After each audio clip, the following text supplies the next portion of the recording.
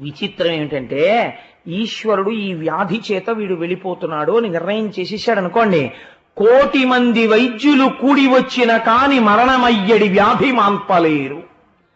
చచ్చిపోయే వాళ్ళందరూ ఆ బ్లడ్ గ్రూప్ బ్లడ్ దొరక్క, సర్జన్లు దొరక్క, ఫిజిషియన్లు దొరక్క, మంచి మంచి పదవుల్లో ఉన్నవాళ్ళు, తుమ్మితే 30 మంది ఫిజిషియన్స్ వెళ్ళి చూసేవాళ్ళు, ఏ చేత కాక చచ్చిపోతున్నారు ఏమిటండి?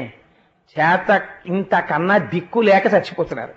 ఎందుకంటే ఒకడు చేసిన నిర్ణయాన్ని మార్చగలిగిన శక్తి ప్రపంచమును లేదు. అదొక సత్యం. ఈ సత్యాన్ని వాడు ఒప్పుకోడు శంబరాసురుడు. కాబట్టి వాడు ఏం చేస్తాడు? ఆ కారణాన్ని తీసేస్తానంటాడు. ఇప్పుడు అవతల వైపు ఎవరు నిలబడ్డారు? ఇది మీరు అర్థం చేసుకోవాల్సి. వీడు చావడానికి ఆయన వచ్చాడు, ఆయన్ని తీసేస్తానని వీడు అంటున్నాడు. అటువైపు ఈశ్వరుడు ఉన్నప్పుడు అది పోతుందా? అది తీసేయమంటే తీసేస్తారా? జ్ఞానం ఏమంటాడో తెలుసా అండి? అలా ఎలా కుదురుతుందంటాడు. మీకు నేను ఒక్క ఉదాహరణ తేడా చెప్తాను చూడండి.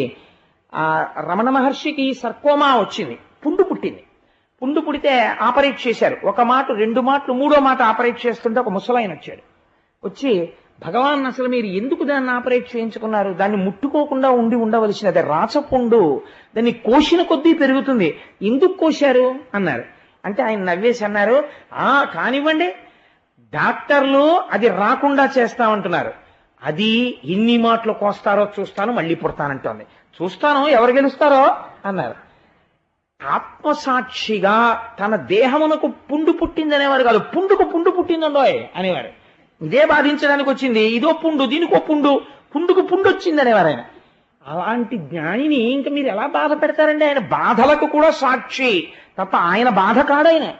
కాబట్టి జ్ఞానికి బాధ లేదు, మరణము లేదు. అజ్ఞానికి బాధలు ఉంటాయి, మరణాలు ఉంటాయి. ఎందుకుంటాయి? ఇదే నేనంటాడు కాబట్టి.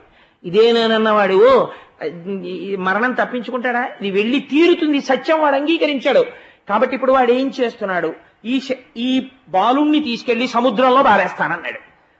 వీడు సముద్రంలో పారేస్తే ఆయన చచ్చిపోయాడు అనుకోండి, ఆ పిల్లాడు. ఇంకా ఈశ్వరుడు అస్తిత్వం ఎక్కడుందండి? ఎక్కడ పడేసినా ఈశ్వర సంకల్పము చేత వాడు బతుకుతాడు. ఇది ఈశ్వరుడు అంటే. ఇదే భక్తుడైన వాడైతే ఇంకోలా మాట్లాడతాడు. అసంకల్పితమే వేహాయదకస్మాత్ ప్రవర్తతే నివర్త్యారంభమారబ్ధం అను దైవస్య కర్మతత్ అంటాడు రాముడు. నిన్న రాత్రి దశరథ మహారాజు గారు పిలిచి రాజ్యం ఇస్తా అన్నారు, ఇవాళ పొద్దున్న పిలిచి అరణ్యవాసానికి వెళ్ళిపో అన్నారు. రాముడు అన్నాడు, నిన్న రాత్రి పిలిచి రాజ్యం ఇస్తా అన్నవాడు నాన్నే, ఇవాళ అరణ్యవాసానికి వెళ్ళిపోమన్నవాడు నాన్నే. పిలిచి రాజ్యం ఇస్తాననిపించిన వాడు దేవుడే, వెళ్ళిపోమన్నవాడు దేవుడే. రెండిటి యందు నేను నాన్నలో తండ్రినే చూస్తున్నాను. వెళ్ళిపోమన్నప్పుడు శత్రువుని, ఇస్తానన్నప్పుడు తండ్రిని నేను చూడటం లేదురా. దైవాన్ని అనువర్తించడం నేర్చుకో లక్ష్మణ, తిరగబడితే నీకే వచ్చిందిరా మనుష్యుడిగా అన్నాడు.